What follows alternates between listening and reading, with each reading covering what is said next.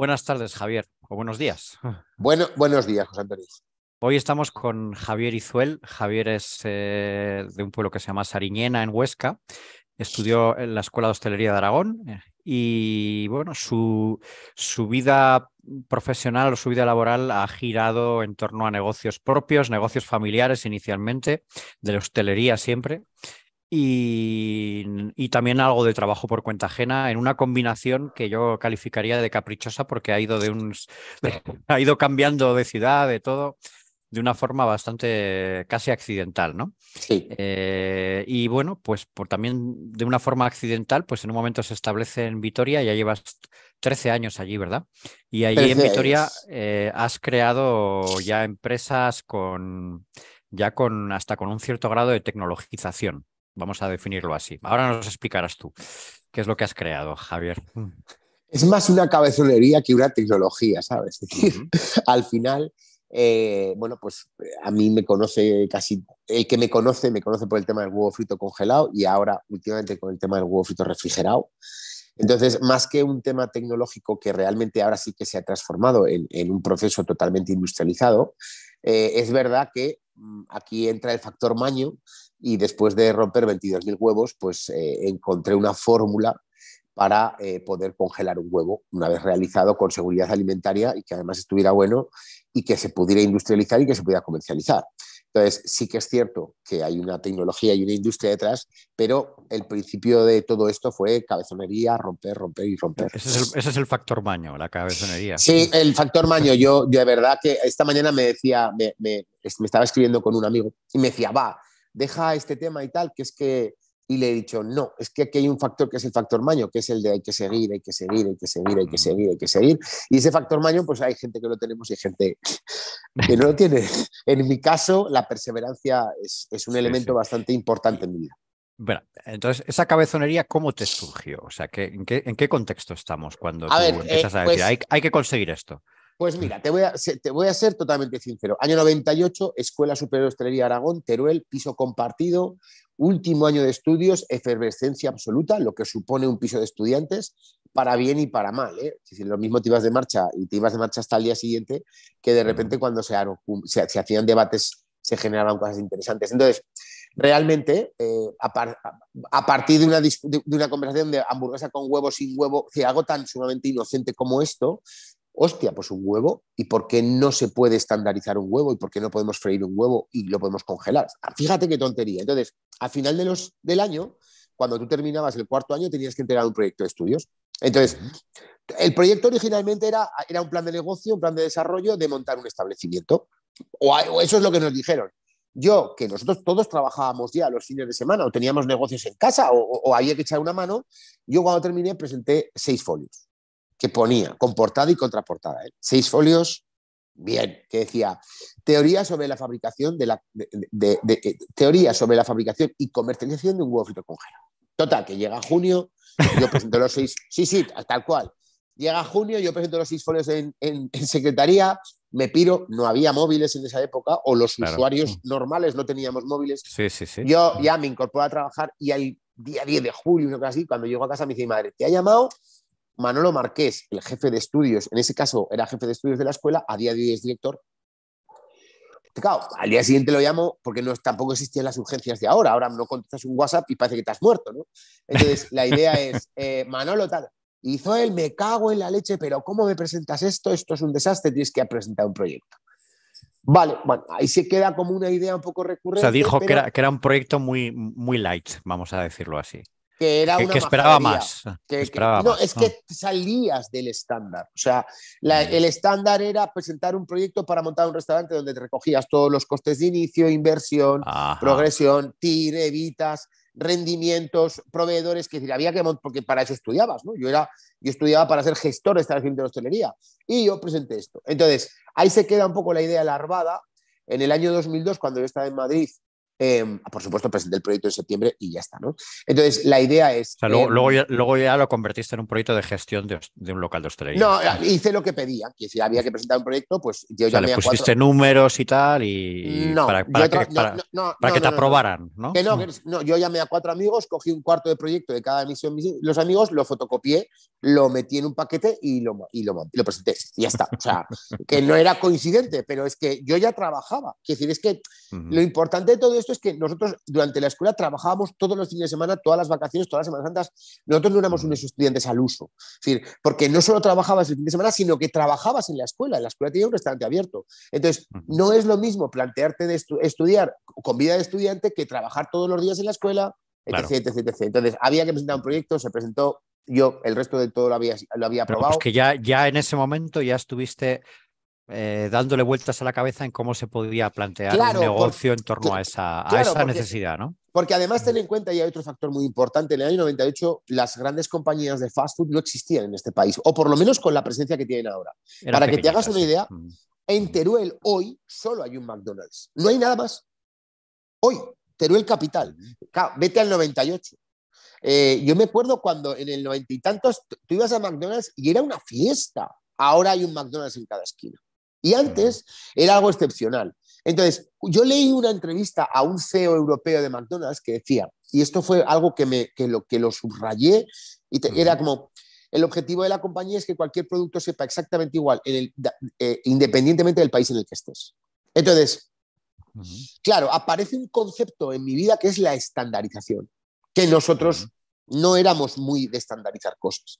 Ahora te das cuenta que el concepto de la estandarización lo que te permite es poder crecer, no depender del criterio de una persona o de la voluntad emocional que pueda tener un trabajador en un momento dado, ¿no? Entonces, ese criterio y esa idea se quedan larvadas. Y en el año 2002 yo estaba en Madrid, tenía un pequeño restaurante, me iba muy bien, había que buscar cosas para diversificar y de repente lo intenté el primer acercamiento.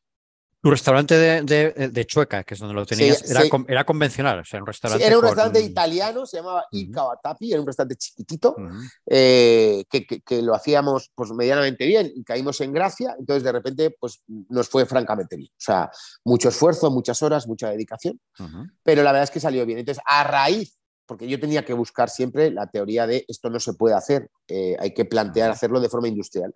Entonces, a través de una persona que me vendía unas lasañas que él hacía en una fábrica, eran lasañas artesanas, como había acceso a la fábrica, ahí hicimos el primer intento, que evidentemente no salió. Bueno, pues ahí se queda, porque hay veces que las ideas se quedan en el cajón de los justos, ¿no? O sea, tú seguías con tu idea en la cabeza. Sí, Ya, sí, te dedicabas ya a otra cosa, una cosa sí, más convencional, digamos, pero seguías ahí con sí, R que siempre, R, con... pero eso, tenías el gusanillo ya metido aquí, ¿no? pero eso siempre. O sea, de hecho, por ejemplo, Sí, yo sí. en el 2007 o el 2008, ya no me acuerdo, yo presenté no es una patente, era un modelo de utilidad que se llama, porque yo llevo gafas, no existe una foto mía de bebé sin gafas, y yo quería hacer un curso de buceo. Claro, sin gafas, bucear es un poco complicado. Entonces, como no existía la solución y yo tengo los ojos muy pequeños por el hecho de las gafas desde crío, yo desarrollé un aparato. Entonces, es un aparato que sirve para colocar las lentillas en los ojos sin tocar la lentilla y sin tocar los ojos. Yo no solo lo pensé, sino que lo desarrollé, lo construí, lo presenté, me lo dieron, pero me tocó la crisis del 2008. Sí, sí. Que ya no, que en el 2008 ya no había ninguno. Sí, no conseguí financiación, por supuesto. Me recorrí las 4 compañías más grandes de lentilla que había en España. Y todo el mundo me decía, oye, está muy bien esto, pero hay que hacerlo en ABS, que era un plástico sanitario, que yo no lo conocía en ese momento.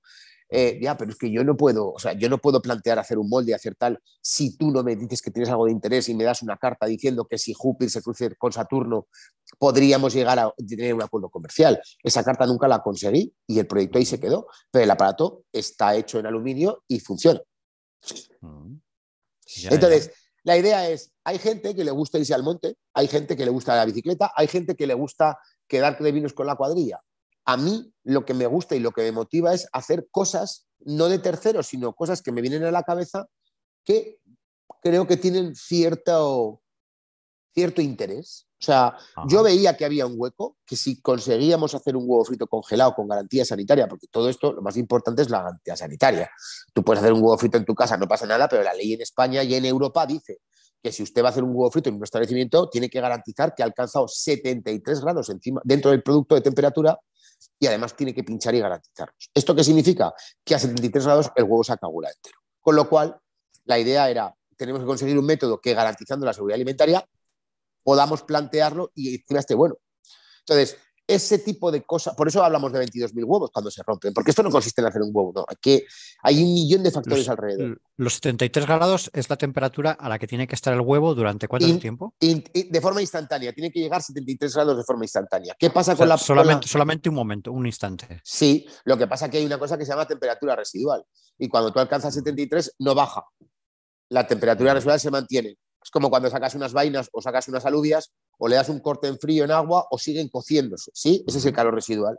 Entonces lo que había que conseguir era que esos 73 grados, que son una locura, por estos criterios de seguridad alimentaria, pudiéramos conseguir un buen producto. Entonces, ¿qué hicimos? ¿Por Estandarizar. qué es una locura, Porque Javier? 73 grados. Aquí abre, esta pregunta abre dos líneas, ¿no? Que es qué quieres comer y cuál es el criterio de seguridad alimentaria. Quiere decir, los criterios de seguridad alimentaria a nivel europeo los estándares son una barbaridad. La comida de los críos en los colegios es un desastre porque la ley exige que salga a 75 grados de la cocina. Entonces, si yo Ajá. cuezo una pasta, le pongo un poco de salsa, pero la tengo que sacar a 75 grados y la tengo que mantener a 75 grados cuando la pasta llega a comer, porque hay comida que sale a las 10 de la mañana y a las 8 de la mañana de las cocinas está totalmente recocida. ¿Vale? Entonces, esto pasa igual. El criterio para matar la salmonela dice que a partir de 63 grados puedes mantener el producto a 3 minutos a esa temperatura y matarías la salmonela, 65 en un minuto, 70 de forma instantánea y 73 cuando es en un establecimiento o en la calle, cuando ya no es nivel industrial. ¿Qué pasa con todo esto? Que al final sí que garantizas que tiene seguridad alimentaria, pero el alimento está siendo cocinado. Ya está siendo cocinado. Cuando tú tienes que plantear una regeneración de ese producto, volverlo a calentar, para poderlo llevar al cliente, estamos haciendo una escala de pasos de temperaturas en que el alimento sufre, todo el rato sufre. Entonces, ¿qué es lo que pasa? Que lo que había que conseguir era una curva coherente de fabricación para poder alcanzar esos criterios. De hecho, los criterios, lo que te digo, van desde los 63 hasta los 73, dependiendo del rango donde lo estés haciendo, qué producto estés haciendo y cómo lo vayas a presentar. Entonces, lo que hicimos fue refundir todos los criterios que había, porque eran muy dispares. En un lado 63, 3 minutos, en otro 65, 1 minuto y medio, en otro 70 de forma instantánea.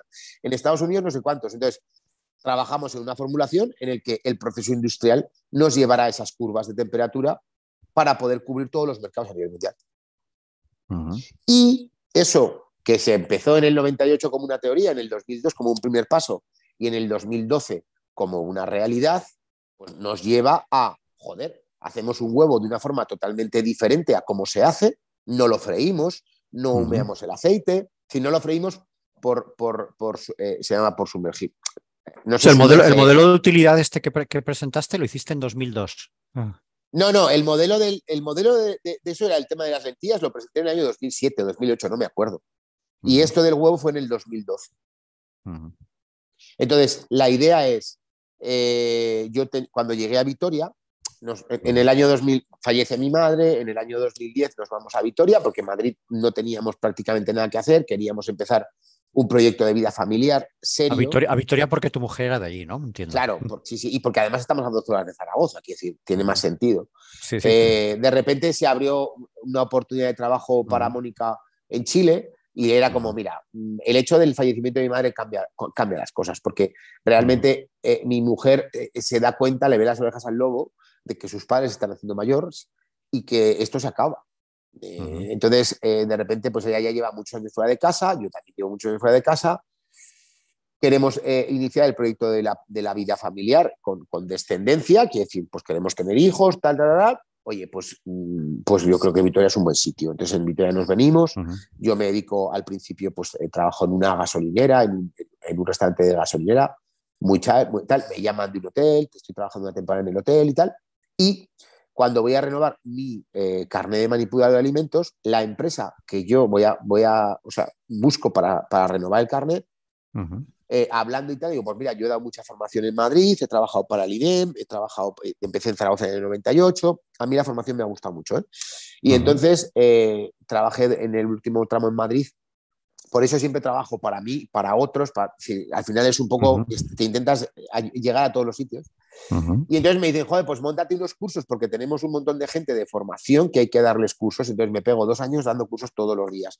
Navarra, Euskadi, Aragón, Aragón no, Madrid, no sé qué. Entonces hago unos cursos de formación subvencionada para profesionales donde hacemos una actualización de, pues eso, de técnica, de criterio, un poco de todo. Ajá. Y de hecho simultaneo todo esto con el pequeño restaurante que yo tenía en Vitoria, que se llamaba O sea, ya Julio.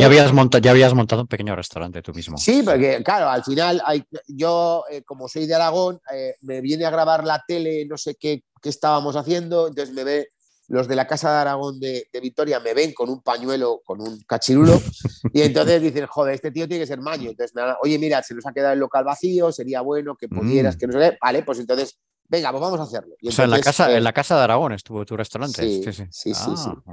Y entonces ahí, durante todo ese tiempo, es lo que te digo, simultaneo el proceso de, ahí ya dejo de dar formación porque ya no puedo, me busco una pequeña fábrica porque yo voy a ser padre en el año 2014 y entonces, claro, de repente cuando abro otra vez el restaurante en Vitoria es como, joder, me he vuelto a equivocar. El restaurante tiene mucho esfuerzo, tiene mucha dedicación, es un modo de vida. O sea, tener un restaurante es un modo de vida. O sea, y no es que no me gustara, que a mí me encanta, es que yo quería ser padre.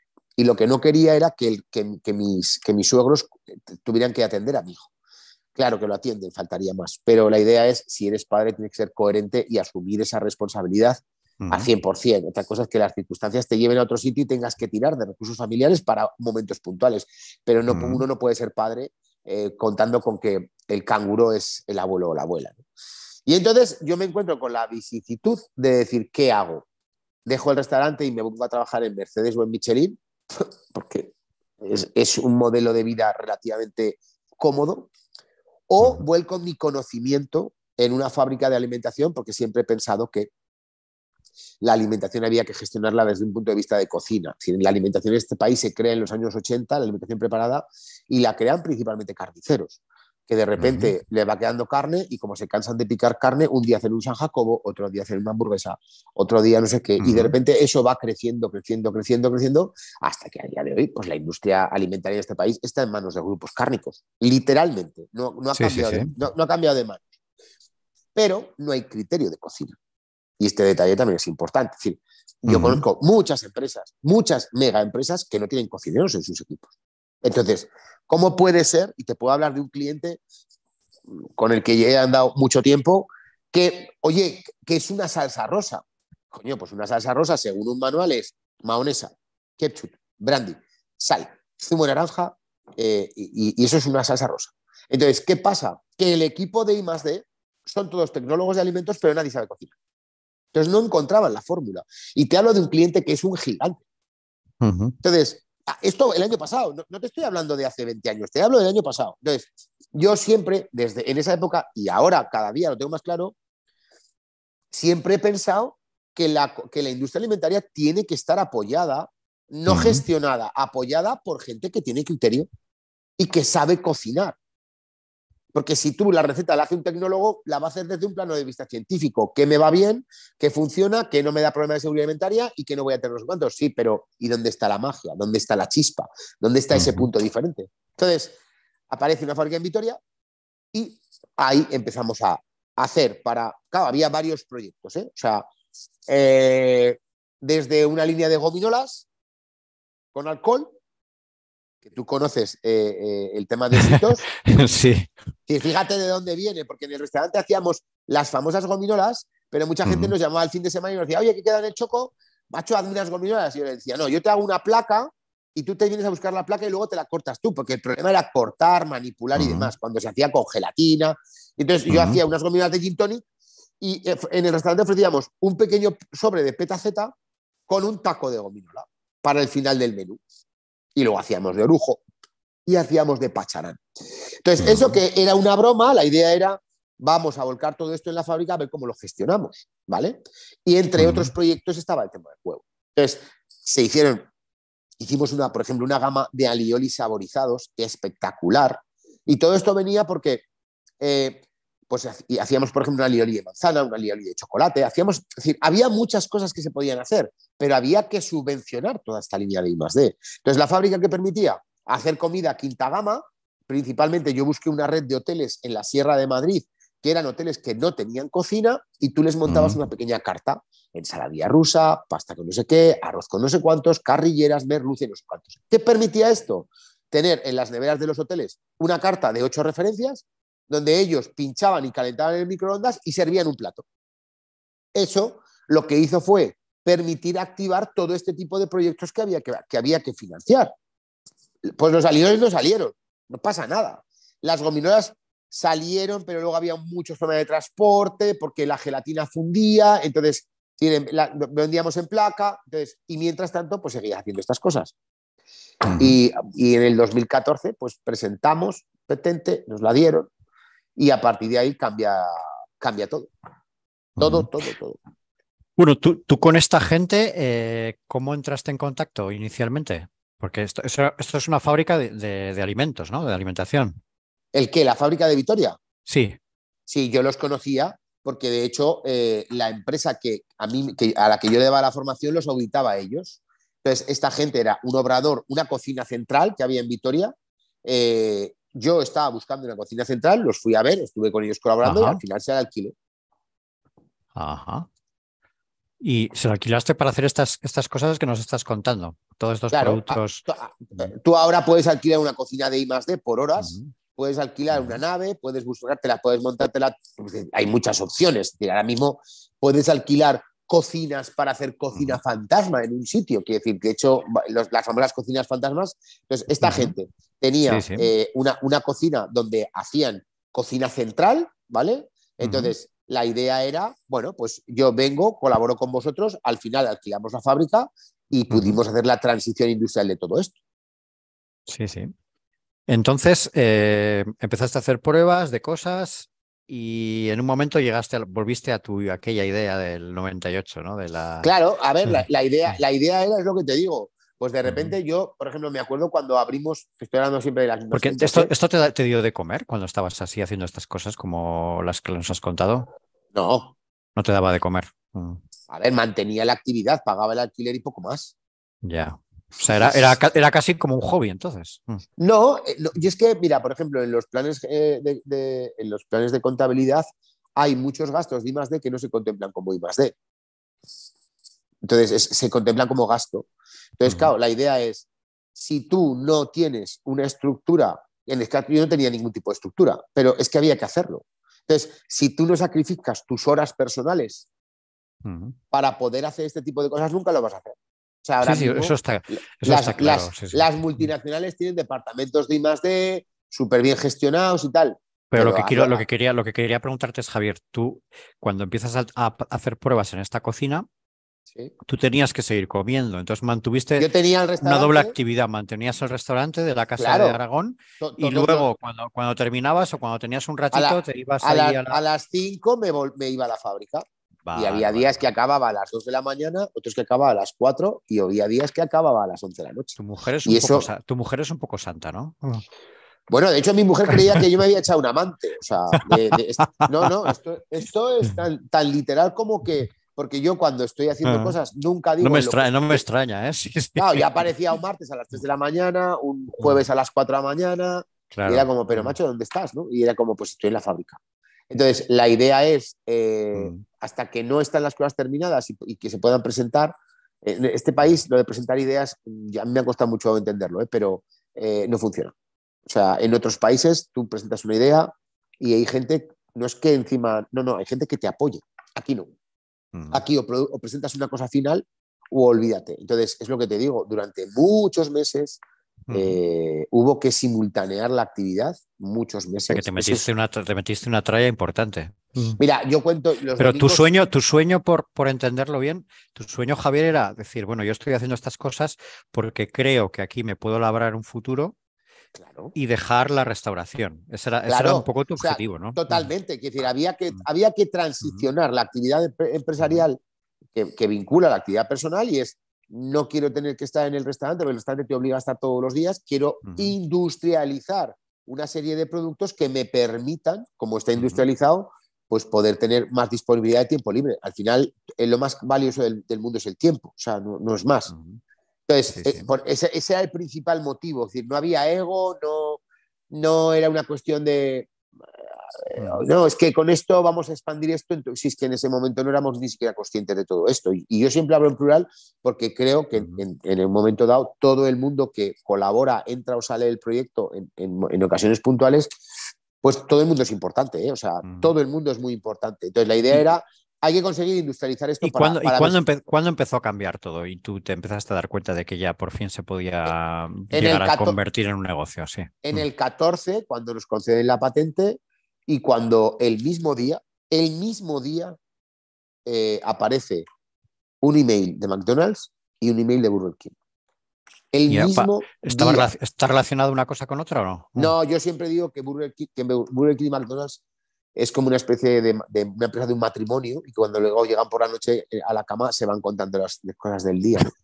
Porque qué casualidad que el mismo día aparezca un email de una empresa y de su competencia a nivel mundial, con una diferencia de 2 horas. O sea, es más que sorprendente. Entonces, bueno, en ese correo contestamos diciendo, mira, no queremos sonar arrogantes, prepotentes, al revés, es un orgullo que nos escribáis, pero no mandamos muestras. ¿Por qué? Porque el producto tiene una curva de aprendizaje, entonces todo el mundo lo soluciona, mándame las muestras. Y entonces le dijimos, mira, dinos cómo, cuándo y dónde, pero te lo enseñamos. McDonald's no contestó, pero Burger King nos citó, eso era un jueves, y nos citó un lunes a las 9 de la mañana en Madrid. Entonces, te estoy hablando de noviembre del 2014, decías. 14, sí. Entonces, no, noviembre del 14 no, te estoy hablando de noviembre del 15 ya. El 15, ¿vale? Sí, entonces, de repente, bueno, pues te citan, vas, presentas el producto en una cocina de I+D que tienen ellos, y entonces en ese caso la responsable de I+D de la compañía a nivel europeo me dijo, bueno, pues por mí ya está, vamos a empezar. Y yo le dije, ¿vamos a empezar a qué?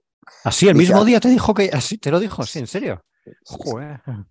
Sí, de hecho, no lo he contado muchas veces, pero te lo compraron de la misma.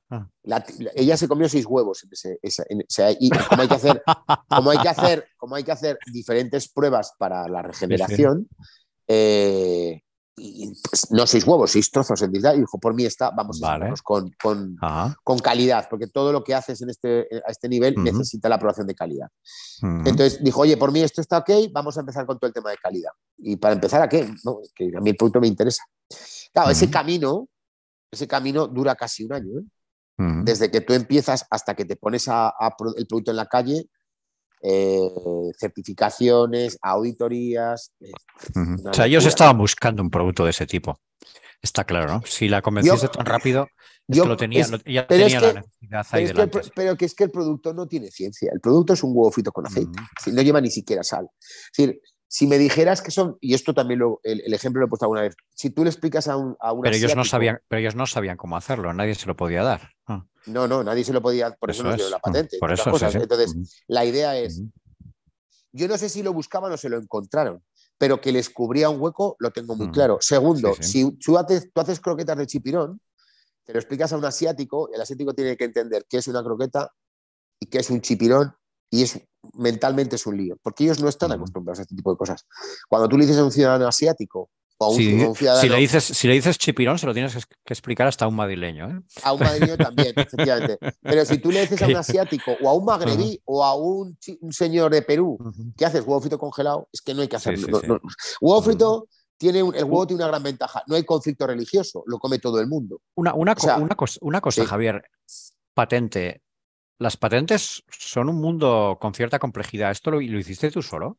No, tú contratas en los servicios de una empresa, ¿no? Para hacerlo. Claro, vale. Entonces tú te tienes que, o sea, esto es como un psicólogo, vas ahí, lo cuentas 40 veces, te hacen 43.000 preguntas, viene a ver el procedimiento, y lo que hace es lo redacta un técnico. O sea, que hubo un día en el que tú fuiste consciente, estabas ya en tu taller donde hacías pruebas, cuando empezaste con la patente. Sí, claro. Y ahí ya dijiste, fuiste consciente y dijiste, esto lo tengo que proteger, porque mucha gente no es consciente de esto. Es que, a ver, primero valen una fortuna, ¿eh? O sea, lo de las Por eso, patentes, aparte creo, de eso, sí, sí. yo creo que son un poco engañabobos, porque si Samsung le copia a Apple y Apple le copia a Samsung, ¿qué cojones no te van a copiar a ti en cualquier sitio si eres un Mindundi, ¿no? Entonces, la Bueno, idea es, luego sí se que es, pueden vender y comprar también, es cierto. O sí, sea, hay sí, un sí, negocio de... sí, pero no. Tú tienes una patente que está muy bien. Como no tengas el proceso industrial y el cliente, la patente sirve para empapelar tu casa. Nadie compra patentes. Nadie. O sea, y esto hay que desdeñarlo del imaginario popular. Nadie compra ningún papel. Te compran un papel, un proceso, un producto y un cliente. Porque la patente per se no vale nada. Así de simple. O sea, ni farmacéuticas, ni no farmacéuticas, ni que nadie compra Bueno, pero eso. tú ahora tienes un acuerdo con una empresa. Sí, pero El te hecho vuelvo de a... haber tenido la patente, habrá sido importante el haber tenido la patente Claro, tú, sí, para que no pero lo es que hagan es lo... ellos directamente. Sí, sí. Sí, pero tienes que... Es lo que te digo. O sea, el proyecto solo no vale nada. Tú tienes una patente, muy bien.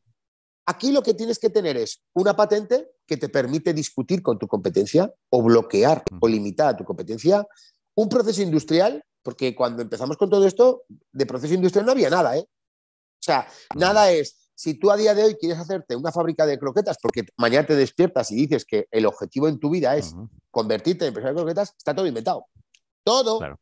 En ese momento no Claro, había está nada. claro que cuando Burger King te dice que quiere comprar eso, tú todavía no sabías cómo hacer Nada. No el teníamos volumen que nada. necesitaba Burger King. Claro. O sea, Pero bueno, digamos que efectivamente. eso es más fácil de aprender que la Bastante, tecnología. pero bastante caro y bastante duro, ¿eh? Sí, También es se puede caro, aprender, efectivamente. Sí, sí, bueno, porque es que, ahora nos vas a contar porque ha sido donde has tenido problemas, efectivamente. claro, porque es que, efectivamente, entonces, es lo que te digo. No solo tienes que tener la patente, un proceso industrial que lleve a un producto y un cliente que lo quiera comprar. Porque la patente, lo que te digo, sola no vale nada. Cuando juntas todo, entonces sí que tiene sentido. Sí, sí, sí. Bueno, entonces ya tienes el pedido de Burger King después de un año de Sí, trabajo sí, y te dicen, queremos esto, pero lo tienes que fabricar tú. correcto, correcto. Entonces, Queremos, no sé cuántos huevos te pidieron, pues, millones, imagino. pues mira, la idea es, ellos tampoco sabían lo que les iba a pasar, porque Ujú, realmente era un lanzamiento, es decir, que tenía gran parte de riesgo y es, no sé lo que me va a ujú, pasar a nivel empresa. ujú. Voy a ver un poco qué es lo que nos pasa, pero se nos fue a todos de las manos, a todos. O sea, Ujú. yo, eh, Por la elevada demanda. sí, o sea, yo ahora, cuando la gente te pregunta, joder, qué suerte, ¿no? Suerte o qué desgracia. Porque nadie pensó, nadie imaginó, nadie intuyó que el primer cliente, primero, al ser un cliente de este tipo, el nivel de exigencia es una locura, es decir, sala blanca, presión positiva, es decir, una pequeña locura cuando la idea es, ya tienes que empezar de poco a poco, ¿no? Entonces, de repente la exigencia es muy elevada y es muy cara, o sea, no hay que certificar IFS, que cuántos tal. Claro, son conceptos que uno no tenía claros en ese momento. Segundo concepto, Ujú. claro, Burger King empieza, pero es que Burger King empieza y se le va tanto la promoción de lo que habían previsto que hay que implementar más turnos, hay que implementar más gente, hay que comprar más cosas y se alargan el tiempo. Y la fábrica no da, porque la fábrica no da. Entonces hay que comprar un... o sea, sufríamos mucho en la instalación eléctrica, entonces hay que meter no sé qué, háblate con Iberdrola. Entonces, de repente, todo eso que ahora no me volvería a pasar, ¿eh? O sea, ahora no me volvería a pasar. Pero en ese Claro. momento que era el sí a Pero todo, has ¿vale? aprendido ¿cómo se dice? A golpes. A Sí, sí. gorrazos, a gorrazos. O sea, en Ujú. ese momento era sí a todo, ahora no. O sea, ahora tendría que ser de otra manera y de hecho se está gestionando de otra manera en otros mercados. Es decir, usted Sí, qué sí, sí. volumen quiere, usted a qué se compromete y a partir de ahí vemos. Entonces, de repente, no solo es España, sino que empieza a pedir Portugal, empieza a pedir no sé quién, empieza a pedir Suiza, empieza a pedir Austria y ahí se va de madre. Se va de madre porque no había capacidad. Uf, Segundo, lo pasarías muy mal, ¿no?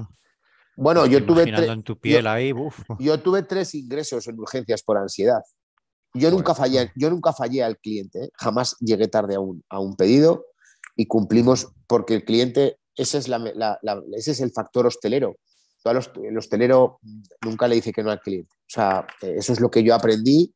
Otra cosa es que ahora pues vas retocando, vas matizando cosas, ¿no? Pero realmente el espíritu de servicio está muy claro y muy definido. Entonces, la idea es, ahí se fue de mal. O O sea, aquí sea, también ahí, demostraste que eres aragonés de verdad, vamos. totalmente. Sí, Te pero es lo que cargaste te al digo. hombro joder, con menudo proyecto, sí, sí. Claro, entonces de repente, pues lo que te digo, aparecen inversores, se empieza a plantear fábrica nueva, en Euskadi no hay ningún tipo de cariño, sí, o sea, nadie nos dijo, hostia, pues igual, de hecho, yo me acuerdo, tuve una reunión con el fondo no me acuerdo cómo se llama, lo tengo apuntado, pero son de gobierno Sí, sí. vasco, y habiendo empezado con Burger King, a mí en la reunión me dije, mira, nosotros no invertimos en quimeras. Vale, pues muy bien, pues fenomenal.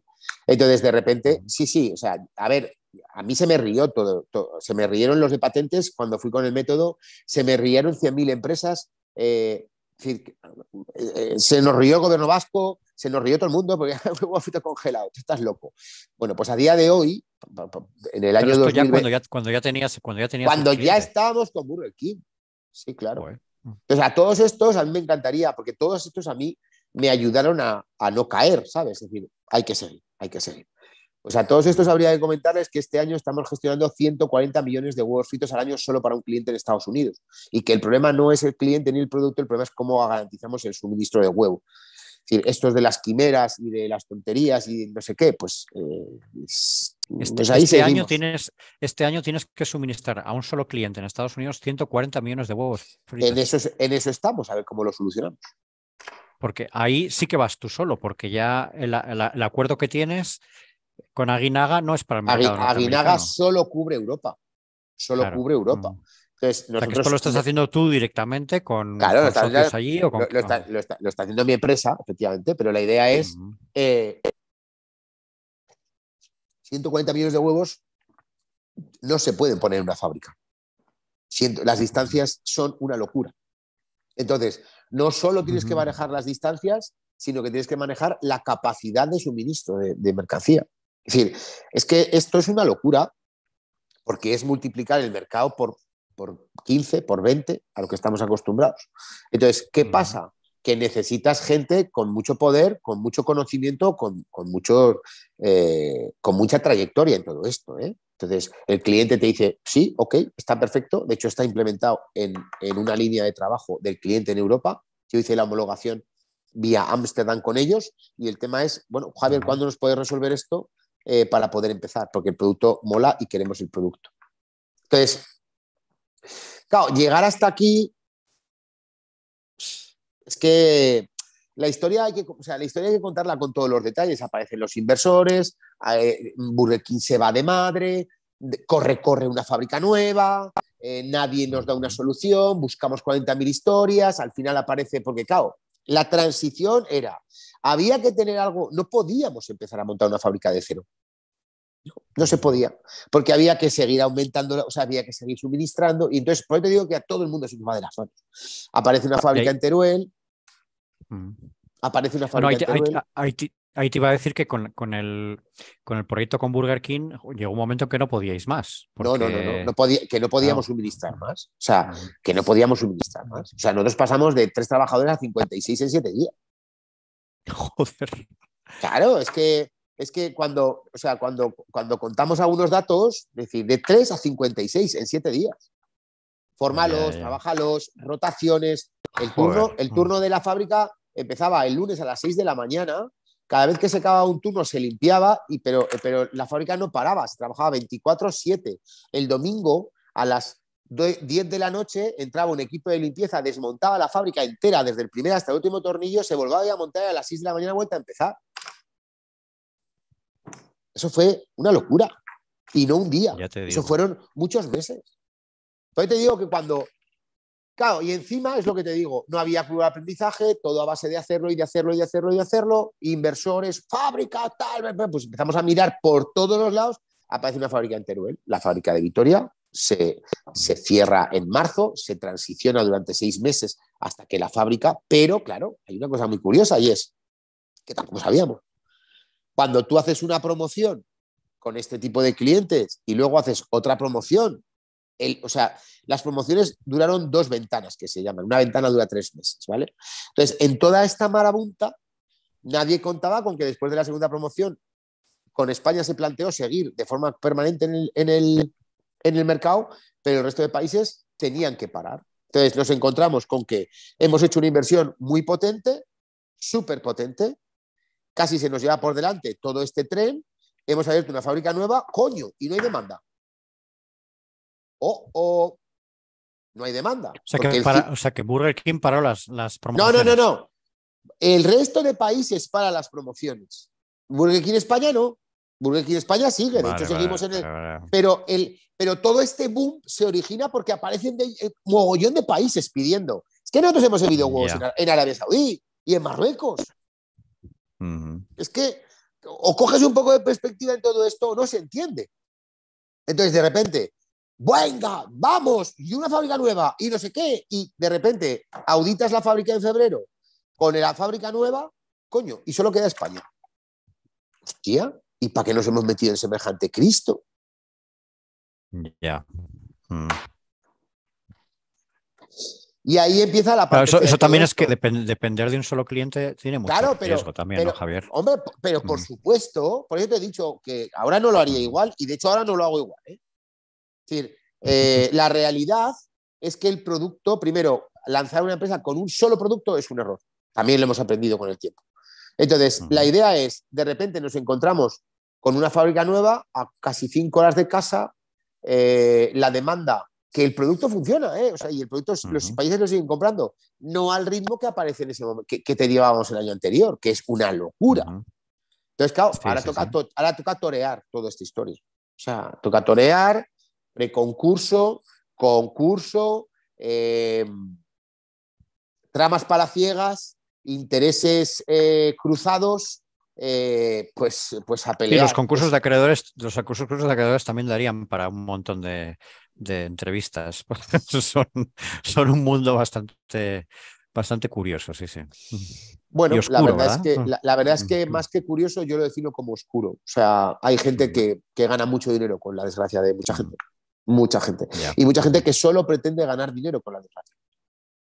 Es así, ¿eh? O sea, yo de verdad que me he encontrado con cosas que dices, yo alucino. Pero de esto aquí no voy a pisar. Sí, no, eso vamos a dejarlo fuera, que es un tema complicado, adicional. Complicado.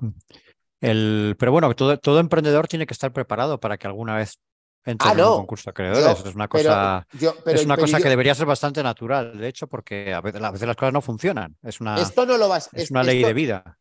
Esto se está grabando, Javier. ¿Quieres que lo borre? No, pero lo vas a emitir. ¿Puedo fumar?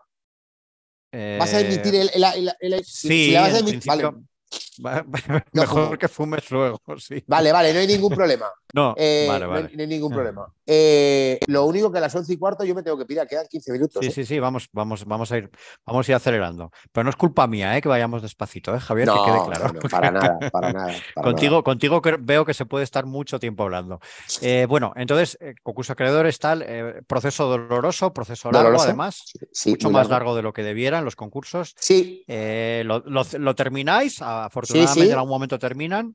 Y afortunadamente después de eso, tú como eras el dueño de la patente personalmente, la patente no fue al concurso, era tuya, ¿no? Como persona física. No, al revés. A mí los inversores me exigen. Es que ahí no lo he entendido yo bien. A mí los inversores me exigen para meter el capital que yo ceda la patente a la empresa. Vale. Claro, por eso. Los inversores, que no hemos hablado de ellos, son inversores particulares, ¿verdad? Correcto. Sí. Entonces, la idea es, yo te pongo pasta si tú aportas la patente a la compañía. Por eso, en el momento en que yo doy ese salto, por eso te decía antes que había intereses, que había tal, porque yo ya soy prescindible. Y Porque entonces, en el concurso de acreedores, ¿alguien compra la patente o cómo, No, cómo lo no, habéis no, no, hecho? no, no, no, el concurso de acreedores, tú tienes una fase de negociación con tus acreedores, vas al juzgado, llegas a un acuerdo con los acreedores, porque una cosa es y esto es importante destacar. Habéis llegado a un acuerdo con los acreedores. No, tenemos un plan de pago aprobado por el juzgado, lo estamos Vale, vale, vale, pagando vale, vale. y Pues, nunca jamás dejamos de trabajar con ningún o acreedor. sea, que habéis salido del concurso de acreedores. Estamos en fase voluntaria de pagos pagando. O sea, nos Vale, quedan vale, todavía. porque la gran mayoría de los concursos de acreedores acaban con la liquidación, por eso te El lo decía. 98% de empresas Claro. que entran al concurso entran a la liquidación. Y nosotros estamos en ese 2% todavía que seguimos pagando. Y que Vale, lo o vamos sea, y lo vamos a terminar. hicisteis un acuerdo de pagos y habéis seguido Claro. adelante. Vale, vale, No, vale. no, pero que Mira, ningún acreedor dejó de. Nosotros nunca dejamos de trabajar con ningún acreedor. Y de hecho, cuando nosotros nos reunimos con Burger King, porque esta es otra secuencia de las famosas guerras societarias. Si tú entras en concurso, lo normal es que el cliente te diga, chao, chao, amigo, yo no te compro nada, que no sé lo que me va a pasar. Cuando nos reunimos con el acreedor, el administrador concursal con Burger King, el administrador le dijo muy claramente a Burger King, esta empresa no tiene ningún problema de empresa, tiene un problema de socios. Y de hecho, Burger King en España siguió comprando. Lo que dejó de comprar fueron todos los demás. Con lo cual, cuando tú llevas a una empresa a concurso de forma voluntaria, hay un interés detrás por salvar ciertos intereses que fue el que yo no permití, porque yo me opuse a todo esto. Lo que pasa es que uno tiene la fuerza que tiene hasta llegar a X. Puedes bloquear, puedes aceptar o puedes aislar, pero tampoco puedes construir. Y una cosa que se me está pasando por la cabeza, Javier, dado que el problema al que os enfrentasteis era la capacidad de fabricación, que en un momento concreto era muy limitada y luego de repente fue demasiado Fue un grande, boom, claro. ¿no habría tenido sentido que hubieseis tenido ese negocio por una parte y el negocio, digamos, tecnológico por otra? Bueno, Para por eso te he dicho que antes, que yo he aprendido mucho en este camino y que desde luego que ahora no lo volvería a hacer igual. Lo Y harías de de otra hecho, manera, vale. no lo estoy Vale, vale. haciendo. Con eso, Claro, con no lo eso estoy creo que haciendo igual. con eso creo que me respondes perfectamente, vale. Y entonces, para salvarlo, llegáis a un acuerdo con los acreedores para ir pagando poco a poco. Claro. Los acreedores siguen cobrando. Y nos Y pilla el vosotros COVID. seguís con la actividad, seguís suministrando a Burger King. Vale, Claro. es que eso no estaba claro. Y entonces, Aguinaga, ¿qué ha comprado? ¿Una licencia para poder fabricar ella el mismo producto O sea, la con su idea es, marca? O... nosotros siempre buscábamos, estábamos, pero te digo que yo me he reunido con muchas empresas que nunca nos han tomado en serio, ahora llaman. Los que antes se descojonaban, ahora llaman. Buscando siempre un partner estratégico para llegar a mercados a los que yo no podía llegar. Entonces, ¿qué nos pasa?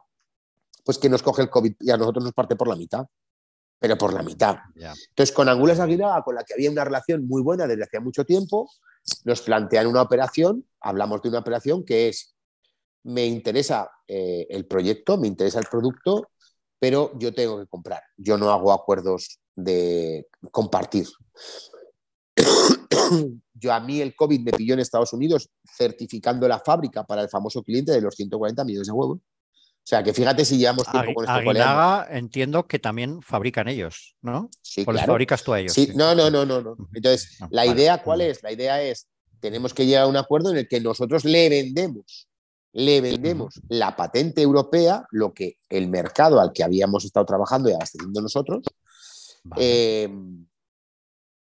y la condición, que una de las condiciones que pone Angulas Aguinaga es, a mí la fábrica no la quiero en Teruel, la fábrica me la voy a llevar a mis instalaciones y vamos a fabricar en mis instalaciones. Con lo cual, él no compra una patente, compra una patente. Tienen también varias instalaciones, no solo una, porque yo creo que también... 7 en toda España. Eso es. Entonces, la idea es, la fábrica se traslada, el acuerdo se llega en septiembre del 20, si no me equivoco. La fábrica de Teruel está abierta hasta febrero del 21. Trasladamos todo lo que es la fábrica y tenemos que abrir la fábrica de Burgos y estandarizarla y licenciar, o sea, y certificarla a lo largo del 21. Se supone que esa es la principal fábrica de Aguinaga, la de Burgos, a día de hoy. Sí. Entonces, ellos, vosotros lo que vendéis a Burger King lo está fabricando Aguinaga en Burgos. Y claro, yo hasta septiembre, yo he sido trabajador de Angulas Aguinaga como responsable de I+D del área de huevo, porque no solo había que abrir la fábrica y gestionar la fábrica que de huevo frito, en este caso el que sabía era yo, sino que había que terminar los procesos que teníamos arrancados con varios clientes que querían producto antes de COVID y que evidentemente sabíamos que no íbamos a pasar los criterios de corte por el famoso concurso. Fíjate qué tontería. O sea, tú estás en fase voluntaria, tú has llegado a un acuerdo con todo el mundo, todo está bien, pero como sigues estando con un concurso, tú no tienes ICOs, claro, tú no tienes nada, tú no tienes, o sea, ni siquiera un cliente... Estar en concurso es un desastre, sí. Está claro. O sea, no puedes entonces, recibir ayudas, no puedes, hay un nada, montón de limitaciones. nada. Entonces, ¿qué? No puedes hacer un concurso público, o sea, es todo un desastre. Sí. Claro, entonces, pero aún habiendo, o sea, teniendo ya un plan de pagos aprobado por un juzgado, quiere decir que el juzgado ha dicho, señores, ustedes tienen razón, los acreedores están de acuerdo con esto, adelante, ni con esas. Entonces, ¿qué pasa? No, ni con esas, porque como sigues estando en concurso, aunque estás en fase voluntaria de pagos, pues adiós, muy buenas. Entonces, ¿qué es lo que pasa? Que nosotros teníamos varios clientes que no podíamos atender y que evidentemente nos obligaba, vamos a entrecomillarlo, a llegar a un acuerdo con un socio grande. Es que no había otro camino. No, nunca hubiéramos hecho Mercadona, nunca hubiéramos hecho McDonald's. ¿Por qué no hubiéramos pasado el corte financiero? Estas empresas lo primero que te hacen es un estudio financiero. ¿Cómo estás? ¿Cuánto has vendido? ¿Qué capacidades tienes? Tal. Si no lo pasas es que no hay nada más que hablar. Entonces, no hubiéramos pasado eso. Entonces, estratégicamente, sí o sí había que llegar a un acuerdo con un partner. Que no hubiéramos y ahora mismo, entonces, el único cliente, digamos, de la empresa que está en concurso es Aguinaga. El único es el único europeo, vamos a decir, ¿no? En Europa sí. En Europa, el único responsable, el único luego cliente ya vosotros de la empresa. Estás abriendo nuevo mercado, con lo que has comentado antes de Estados Unidos, que ahí sí tenéis libertad, claro. Correcto, efectivamente. Vale. Entonces, nosotros llegamos a un acuerdo. Es que tú tendrías que dedicarte a. La verdad es que con toda la experiencia que tienes, que la has aprendido realmente como más se aprende, aunque es doloroso, pero es como más se aprende. Sin duda. Es así. Con toda esa experiencia, vamos, es que tú tendrías que, podrías dar unas lecciones de oro y esta que nos estás dando hoy realmente te la agradezco mucho, Javier, porque estás siendo muy, muy abierto a la hora de contarnos las cosas. Pero y esto para mucha gente yo creo que va a ser una lección, pero tremenda de cómo se tienen que hacer las cosas para evitar sufrir, ¿no? Yo ahora mismo, a mí no te digo muchas, pero hay empresas que me llaman, me presentan proyectos y los que, o sea, yo, por ejemplo, siempre digo, mira, yo no voy a trabajar para ti, yo voy a trabajar contigo. Primera cuestión. Segunda cuestión, yo no trabajo gratis, es decir, nadie trabaja gratis. La idea, ¿cuál es? Vamos a llegar a un método colaborativo. Eso sí, la propiedad principal va a ser tuya, siempre la última palabra va a ser tuya. Pero yo voy a colaborar contigo para que todo esto que llevas aquí tenga un sentido y tenga un futuro, porque para que te pegues 8 años peleando por ahí y haciendo el gamba para no conseguir nada, que seguramente alguno llegará y te joderá. Y de hecho tengo un caso impresionante con un producto que estamos trabajando con patatas McCain a nivel mundial. O sea, fíjate cómo es la innovación. Es de manual lo que le ha pasado a este tío. Es de manual. Entonces, un autónomo que tiene una idea, que la proyecta, que la patenta, que no sé qué, y de repente 1 millón de buitres alrededor planeando a ver cuándo tropieza para quedarse con todo esto, ¿sabes? Pero 1 millón de buitres. Entonces, la idea es, bueno, pues yo colaboro con varias empresas en las que me piden, me trasladan, Marisol de la UPV y María Sainz, por ejemplo, gente a la que adoro. Oye, Javi, qué guay, podías apadrinar un curso de emprendedores, faltaría más. Es decir, porque si todo lo... Mira, hay gente que nace en un entorno privilegiado, o tiene unas condiciones para llegar a una serie de cosas. Y luego hay otro montón de gente que por cabezonería estamos intentando llegar a esas metas. Los que no hemos tenido dinero nunca, estamos preparados para casi todo en la vida, ¿vale? Para casi todo. ¿Qué hay que hacer? Colaborar, ayudarnos, trasladarnos experiencias. Y si esto se hace desde un punto de vista honesto, es decir, no, me descojono que te asesoramos por no sé cuánto, no sé qué, y dices tú, pero si no tienes ni un duro, ¿qué te vas a asesorar? La idea es, ¿qué quieres hacer? ¿Cómo lo vamos a hacer? Si yo puedo hacer un proyecto contigo a trabajo de 3 a 5 años, pero si vamos a sacar unos rendimientos, esos rendimientos tienen que tener retorno para todo el mundo. Pero ¿cómo te voy a pedir yo ahora que pagues una factura todos los meses de no sé qué si no tienes ni un duro y lo que hay que hacer es sacar esto de la cojones? Es que no tiene sentido. Entonces, ¿qué pasa? Que yo he aprendido muchas cosas malas y he aprendido muchas cosas buenas, ¿eh? Y me he encontrado con gente muy mala en mi vida y con gente muy buena en mi vida, ¿eh? O sea, es De hecho, acojonante. de hecho hemos hablado de los que te dijeron que no, pero también ha habido varios inversores que han apostado por ti. Claro. Ahí Entonces, están. la idea es ¿Cuánto dinero llegasteis 2 millones, recoger? 2 millones. 2 millones, No, 2 que no está nada millones. mal ese. No, no, no, no, para levantar la fábrica, te digo. Entonces, la idea es, ¿qué pasa con todo esto? Que todo esto al final se tiene que transicionar de alguna manera porque también te digo, hay cada uno con unas pedradas que alucinas, ¿eh? Que dices, mira, esto es bastante más serio, ¿no? Porque hay gente que te llama Ujú, para cosas que dices, mira, de verdad, o sea, y educadamente, súper amable, mira, pues ahora mismo no se puede, ahora mismo no lo veo, ahora mismo tal, ujú. pero hay algunas cosas que dices, de verdad, yo no sé quién te ha dicho que esto tiene visos de ir para adelante. Otra cosa es que yo respeto, ¿eh? O sea, yo no me voy a reír jamás de nadie, al revés. Mira, es que he pensado que no sé qué. Primero de todo, no conozco el sector. Yo no opino de algo que no conozco, porque no lo conozco. Segundo, si tú lo tienes tan sumamente claro, yo te puedo escuchar, te puedo indicar qué haría yo, Ujú. pero no me voy a implicar más. Es decir, porque al final todo el mundo tenemos que trabajar y todo el mundo tenemos que defender lo nuestro. Pero, bueno, es que, joder, ¿quién coño se va a pensar que hay gente que se va a ganar la vida vendiendo ropa usada en Internet? O sea, ropa usada no, ropa íntima usada, tío. Pues es que hay gente que la compra. O sea, es que hay cosas que dices, tío, a mí esto en la vida, o sea, pues macho, hay mercado para todos. Sí, sí, sí. Bueno, ya tenemos que acabar, Javier. Sí, Para el futuro, aparte de lo que has contado de Estados Unidos, ¿algún proyecto más? hay varios que no se pueden contar todavía, pero te los Vale. contaré. O sea, Hay varias. que no paras No, quieto. no, no, pero porque es lo que te digo. Hay a quien le gusta irse con la bici al monte, no sé qué, pues a mí me gusta, de Sí. repente me vienen cosas a la cabeza, hostia, ¿y esto? Si pudiéramos hacer esto y no sé qué. Entonces, yo soy un tío de, me lo hago, yo me lo hago. O sea, Ujú. yo estoy con un proyecto ahora que llevo desde septiembre, bueno, desde octubre, que de hecho mi mujer me dijo, macho, vale ya, porque no voy a contar de qué es, pero la idea era como, tío, limpia todo esto de una santa vez, que esto es un Cristo, ¿no? Entonces, yo antes de contar y plantear nada, primero me lo hago yo. Entonces, ¿por qué? Porque al final es el camino que conozco y sé que funciona. Luego lo Ujú. escalo si va para adelante a nivel industrial, pero la idea es, bueno, cada uno tiene cosas. Alguna cosa te contaré, pero hay que esperar un poco más a él. Vale, ya hablaremos entonces, Javier. Oye, Antonio, que tienes ya el mono ahí detrás. no, es que, Muchísimas no, gracias. no, que tengo que ir a recoger a una persona ahora y me tengo que ir quitando. Muchísimas gracias y mucho ánimo con todo. Venga, cuídate, un abrazo y ya me contarás cuando lo sacas.